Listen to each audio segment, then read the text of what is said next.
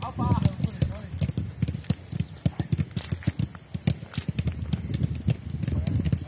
Buena.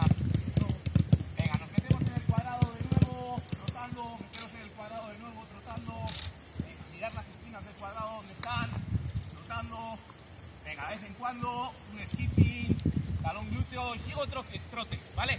Encadenar esos tres momentos, un skipping, un talón glúteo, sigo trote, recupera, ¿vale? Te activas, skipping, talón glúteo, sigo trote, ¿vale? Venga, paramos un poquito, conducimos.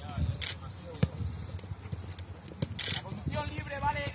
Puede ser intermitente, puede ser al mismo ritmo, puede ser a un ritmo, a otro, tú eliges, ¿vale? Tú eliges. Tiene por qué ser todo el rato una conducción para atacar, ¿eh? Puedes combinar ritmos, puede ser intermitente, ¿vale? Buena. Mira, cuando tienes el balón y vas conduciendo algún gesto